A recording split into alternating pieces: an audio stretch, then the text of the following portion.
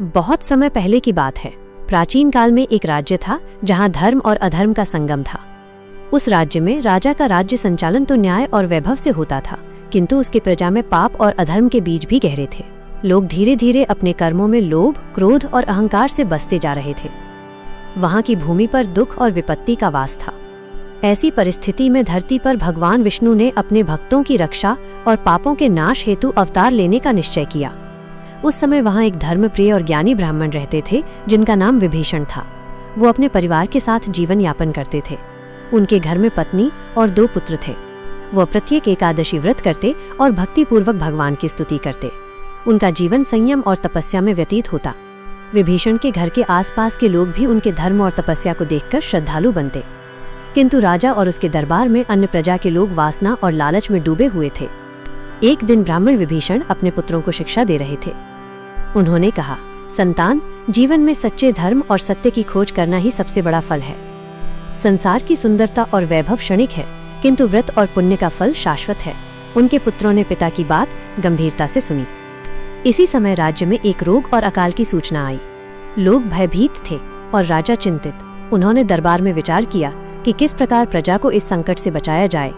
तभी वहां पर मुनि नारद जी प्रकट हुए। वे अपने वीणा के साथ आए और राजा के सामने खड़े हुए। नारद जी ने कहा, राजन, आपके राज्य में कई लोग अपने पापों में फंसे हुए हैं। यदि आप चाहते हैं कि राज्य सुखी और प्रजा संतुष्ट रहे, तो पापांकुशा एकादशी व्रत का आयोजन करें। इस व्रत से न केवल पाप समाप्त होते हैं, अपितु जीवन में सुख, समृद्धि और स्वास्थ्य की प्राप्ति होती है। राजा ने पूछा, हे नारद मुनि, इस व्रत का महत्व क्या है और किस प्रकार इसे करना चाहिए? नारद जी ने कहा, पापांकुशा एकादशी व्रत में संपूर्ण दिन उपवास करना चाहिए। ये एकादशी अमावस्या और पूर्णिमा के मध्य आने वाली कृष्ण पक्ष की 11वीं तिथि को होती है। इस दिन भगवान विष्णु का ध्यान और भक्ति से करे। सूर्योदय से पहले स्नान करे, शुद्ध वस्त्र धारण करे, घर और मंदिर की सफाई करे। व्रती मन, वचन और कर्म से पवित्र रहें। इस दिन ब्राह्मणों को दान दे, गरीबों को भोजन कराएं और निर्बल जनों की सहायता करें। इस व्रत का फल अति महान है। जो व्यक्ति इसे श्रद्धा और भक्ति से रखता है, उसके पाप नष्ट होते हैं और उसका मनोबल और स्वास्थ्य मजबूत होता है। राजा ने कहा, मैं स्वयं इस व्रत का पालन करूंगा और अपने राज्य में भी इसे लागू करूंगा। तब राजा ने अपने राज्य में आदेश किया कि सभी प्रजा इस व्रत का पालन करे। वहीं विभीषण अपने घर में अपने पुत्रों और पत्नी के साथ व्रत की तैयारी करने लगे। उन्होंने घर की सफाई की, भगवान की मूर्ति सजाई, दीपक जलाया और भक्ति भाव से स्तुतियां शुरू की। व्रत का दिन आया। ब्राह्मण विभीषण ने संकल्प किया और पूरे दिन उपवास रखा। उन्होंने दिन भर भगवान का ध्यान किया, शास्त्रों का अध्ययन किया और भिक्षुओं तथा ब्राह्मणों को दान दिया। उनके घर में शांति और सुख का वातावरण फैल गया। विभीषण के पुत्रों ने भी माता पिता की सेवा की और भगवान की स्तुति की। वहीं राज्य में कई ऐसे लोग थे जिन्होंने कभी धर्म और व्रत का पालन नहीं किया था। उनमें लालच, क्रोध और अहंकार अधिक था। लेकिन जब उन्होंने राजा को पापांकुशा एकादशी व्रत करते देखा तो उन्हें भी प्रोत्साहन मिला। उन्होंने सोचा, यदि राजा ही इसे निभा सकते हैं तो हम क्यों नहीं। इस प्रकार धीरे धीरे राज्य के प्रत्येक कोने में व्रत की शुरुआत हुई। दिन ढलने लगा। सूर्यास्त से पहले ब्राह्मण विभीषण ने भगवान का ध्यान करते हुए मन की शुद्धि की। उन्होंने कहा, हे भगवान, मेरे घर और राज्य के सभी प्रजा पर अपने आशीर्वाद की वर्षा करें। पाप, दुख और रोग दूर हों। हम सब आपके सच्चे भक्त बने। संध्या के समय भगवान विष्णु प्रकट हुए। उन्होंने ब्राह्मण और राज्य के लोगों से कहा, हे भक्तों, तुम सबने मेरे प्रति श्रद्धा और भक्ति दिखाई। इस पापांकुशा एकादशी के दिन जो व्रत करता है उसके सारे पाप नष्ट होते हैं।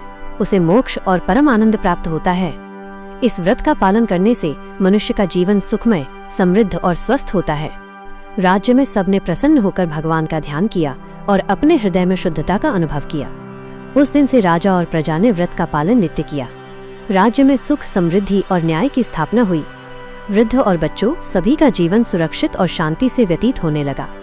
ब्राह्मण विभीषण ने अपने घर में कहा, संतानों, यह व्रत केवल उपवास नहीं है, यह मन, वचन और कर्म की शुद्धि का माध्यम है।